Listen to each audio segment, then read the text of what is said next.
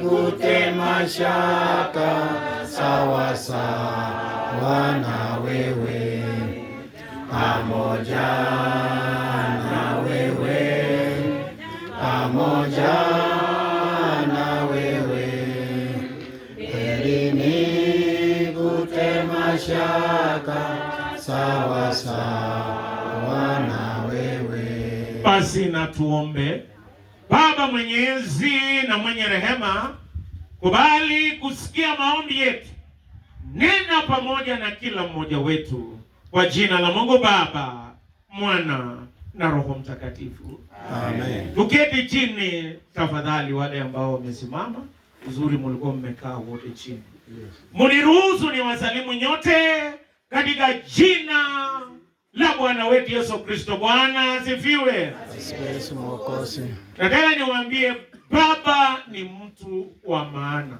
Kupoteza baba sio rahisi. Mimi siku moja niliitwa kuhubiri kwa kanisa ambayo inaitwa Good Shepherd Kibomet. Na siku hiyo pia nilikuwa na baba mgonjwa Cherengani, pale ambapo Lerida Masa alikuwa na baba mgonjwa. Baada ya kumaliza kuhubiri, nikaenda kukaa naye. Lerida mmoja ambaye anaitwa Elisha Seurei, siku hiyo akasema, mchungaji, usikae peke yako na baba, wacha tukae sisi wawili. Saa 2 ya usiku tukawa tu, mzee anaendelea. Saa 3, saa 4, saa 5, saa 6 mambo yakabadilika. Wakati mambo yalizidi kubadilika, mpaka mzee akakata roho. Alipokata roho, hatukuwa na budi, ikabidi tukamfunga macho, tukafanya vile ambavyo ilikuwa inastahili tufanye. Mzee akapumzika. Wakati unapoteza mpendwa wako, mambo ni magumu. Nataka nikwambia, hata mtu akisema anaelewa, hakuna mtu mwenye anaelewa. Ni mwenye amefiwa peke yake ndiye anaelewa. Lakini hata Mungu anaongea nasi tukiwa kwa hali kama hii. Neno ambaye nahubiri mzee Christopher Sam, sijui nani alimuongoza akachagua neno hilo. Zaburi ya 34 na mstari wa 18. Biblia inasema, Bwana yu karibu na wale waliopondeka moyo. Bwana huwaokoa waliovunjika moyo. Mateso ya mwenye haki ni mengi, lakini Bwana atamuokoa nazo zote. Hii zaburi iliandikwa na mtu ambaye anaitwa Daudi. Daudi siku moja, kama vile mnajua, Daudi aliua Goliath. Daudi akafukuzwa na Sauli, akataka kumuua. Daudi ikabidi atoroke aende kwa Wafilisti. Makosa akatoroka akaenda kwa mji wa Goliath, pale ambapo Goliath alizaliwa. Watu walipoangalia Daudi wakasema, huyu ndio aliua shujaa wetu Goliath.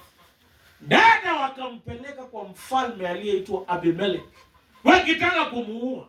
Daudi akaona kifo na macho. Sijui wangapi wamewaona kifo na macho. Yaani mambo imekuwa karibu. Kama watu wengine wanasema mambo imechemka ama kimeumana. Daudi yeye chenye akafikiri ajifanye kama mwendazimu, akateremusha mate, ikateremka kwa uso, mpaka mfalme Abimelech akasema, huyu ni mtu mwendazimu, wachana naye.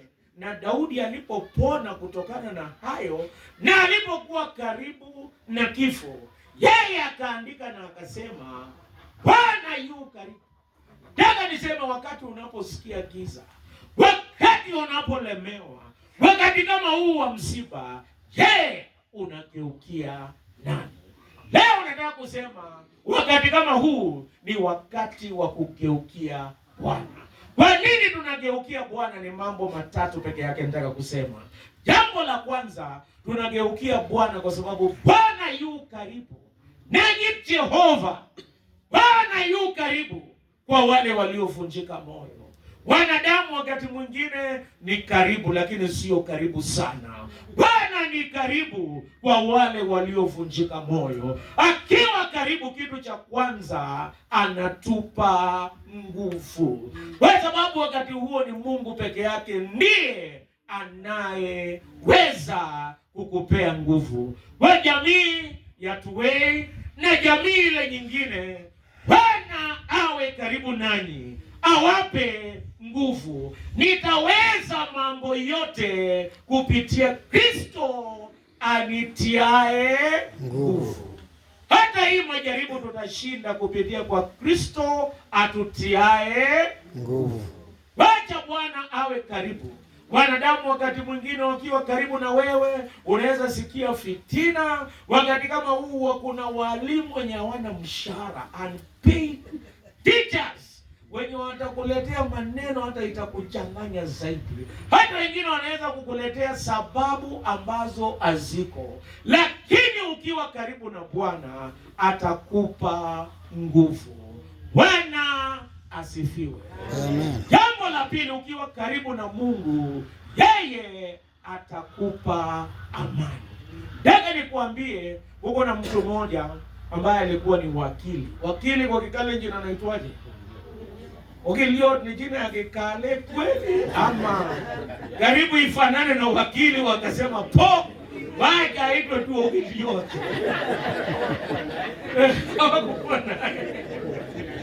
Walichanga maneno wakasema anaitwa Ogiliot. Kulikuwa na Ogiliot mwingine alikuwa kule Chicago. Yeye, unajua wazungu ni tofauti na Waafrika. Waafrika, kuna mtu mmoja aliambia mchungaji, mimi siwezi panda gari moja na mke wangu. Yeye anapanda ya mbele, mimi napanda ya nyuma. Lakini wazungu wanasafiri pamoja. So huyo Ogiliot akapata safari na familia yake ya kwenda Britain, na wangeenda na meli. Wangapi kati yetu wanajua kuogelea? Wachana na ya pesa. Kuogelea maji mingi, wangapi wanaweza hiyo maneno? Ni mmoja tu peke yake nimeona. Wengine wako sawa na padri, sisi hatuwezi enda kwa maji mingi. Hata Mombasa nililipiwa na kanisa kuenda tu, mimi nilikaa karibu na mto. Hapa nje ya maji sikuenda ndani sana kwa sababu menge nolemi. Yaani haujui chochote kinaweza kutokea. Kwa hivyo huyu Ogiliot na bibi yake na watoto wanataka kuenda, lakini akapata kazi ya dharura. Ikabidi mke wake na watoto waende, yeye atawafuata. Wakasafiri kufika pahali, mashua ambayo walikuwa wamebeba ikazama. Na ilipozama, watoto 5 wasichana wote wake wakafariki. Mama peke yake ndio akaokolewa na akaandika telegram. Sijui wangapi walijua ile kitu ilikuwa inaitwa telegram kitambo. Walikuwa wanasema come home sick. Haujui nani ni mgonjwa, unakuja tu ukishtuka haujui, kwa sababu kila leta ilikuwa ni pesa yake. Kwa hivyo aliandika saved alone, akasaini bibi yake, yeye akajua watoto wake wamefariki. Kama ingekuwa watu wengine Kenya wangesema kwenda Huriena. Ndugu wangu anajua kwenda wapi, waje nikae chini nikule mapuoni, kwenda Huriena, yani nitaenda wapi? Yeye akaambia driver wa meli iliyofuata, mimi najua sitawahi kuzika watoto wangu tena, lakini nataka kwa meli ambayo itakuja, kwa hii meli ukifika penye watoto wangu walizamia, niamshe niende hapo. Unajua kama ingekuwa Mkenya unashtuka, anataka kuruka ndani, anataka kufanya nini? Lakini huyo walipofika pale akagonga mlango penye alikuwa kilala. Akamwambia, ndugu, tumefika. Yeye ingawa alijua hata wahi kuona watoto wake tena, akaimba hii wimbo, nionapo amani kama shwari, ama nionapo shida, kwa mambo yote umenijulisha, ni salama rohoni mwangu. Wakikalenjin pia hiyo wimbo iliimba inasema migalie Muguleldo mitegalie muguleldo nebo Jesu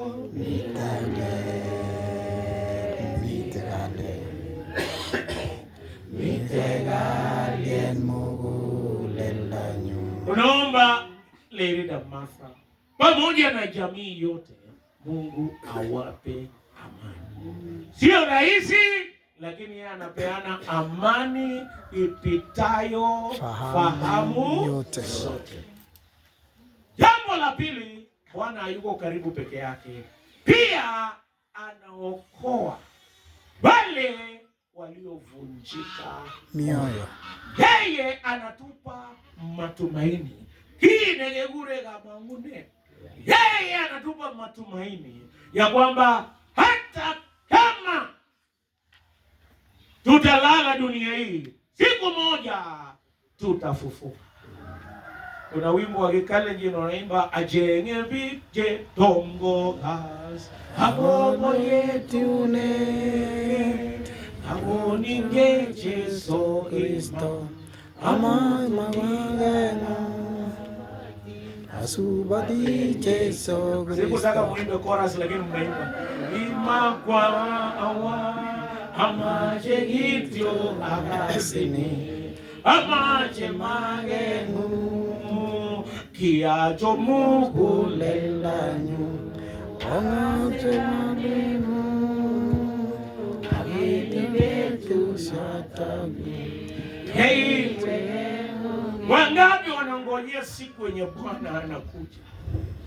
Beduno ni mie ambaye Bwana atakuja. Bwana anaokoa wale waliovunjika moyo, anawapa matumaini ya kwamba kuna nchi nzuri. Mie mepara netililgon, mie mepara netililgon, ole mi boy boy ye, ne boy ma, ole mi boy boy ye, ne boy ma. Kendos que guiguesa, hago la solitaria. Kendos que guiguesa, hago la solitaria. Neñindoro nate, ate gisto. Neñindoro nate, ate gisto. Ongebe emonin ayanichu. Ongebe emonin ayanichu. Alikunzu ala geretu. Watu huko kwetu waimbi ongebe emonin kwa sababu hii dunia iko mambo mingi, iko pombe, hii dunia iko hata ile yenye wanaitanga enjaka, iko dunia hii mambo mingi. Hii dunia imejaa mambo mengi, lakini sijui kama Toro imejaa hii maneno mingi, lakini hii dunia iko maneno mengi. Lakini ni vizuri tuwache twende pale Mungu anatuelezea penye kuna matumaini. Nataka niwaambie kwa vitu vya dunia hii hakuna matumaini. Hata kwa siasa hakuna matumaini. Siku hizi tunasikia iko kila sio kila pahali. Kila pahali. Na wakati mwingine ukitoroka kanisa uende mkutano ya siasa wanaweza kukugonga macho. Lakini engitai amiga Mongune, kabla hujaenda popote, kuja kwa nyumba ya Bwana kuna matumaini. Bwana asifiwe. Unajua mimi siku moja karibu nichome shule.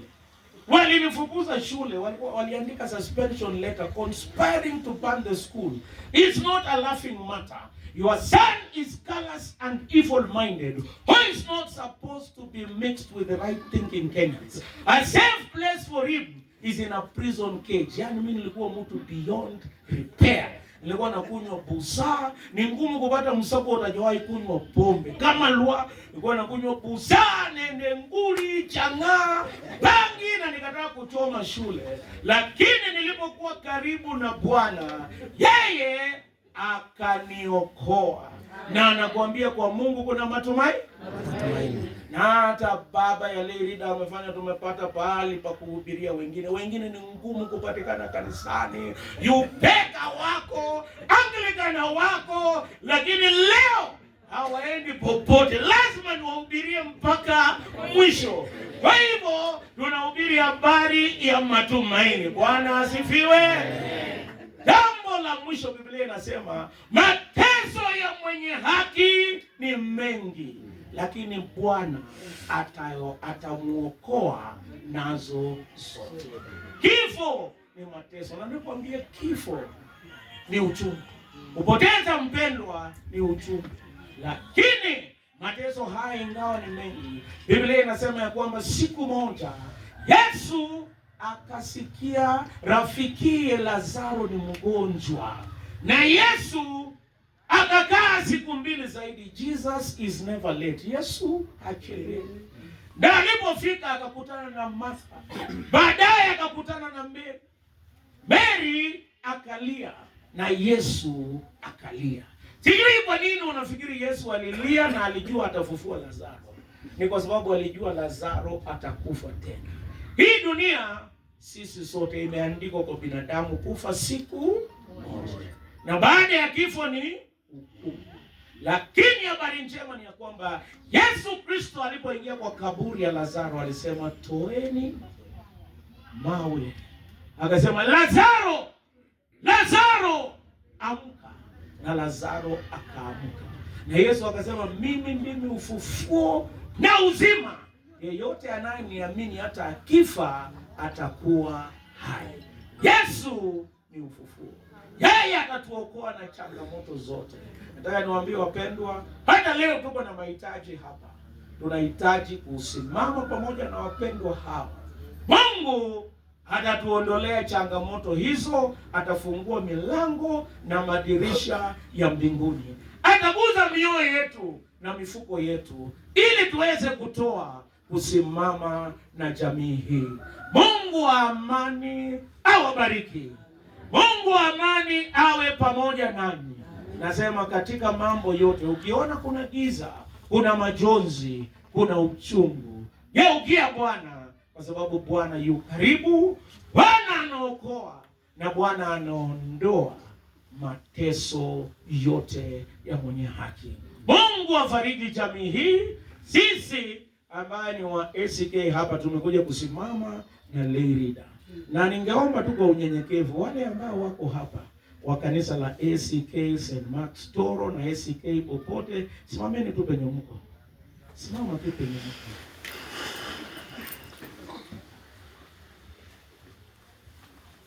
Basi Lerida, sisi ndio tuko hapa, na ningependa kabla hatujaketi chini na kuhand over kwa MC aendelee, tuimbe wimbo moja tukiwa tumesimama, ushuhuda wetu. Wale wengine wote hawakuongea, lakini sisi ambao tuko hapa tuseme ushuhuda wetu kwa wimbo.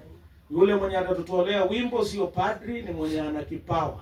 Haya basi, wacha mimi ni hand over microphone. Watu wenye wana kipawa ya kuimba, usifanye kazi ya watu wengine, utalete nuks. Lakini fanya yako. Yangu ni kuongea. Mimi nilifukuzwa kwa klasi ya music. Walisema I cannot sing anywhere. Tuipe tenzi 38. Tenzi 38. Twende kwa Yesu, mimi nawe, njia tosha upate. Wakimaliza hii ndio upate. Simita finya katikati hapa tu. Katikati. Na mwenyewe hapa sasema njoo, hebu njoo na furaha tutaiona, mioyo ikitakasa sana sana, kwako Mwokozi kuonana na milele kukaa. Waje atuambia furahini mkisikia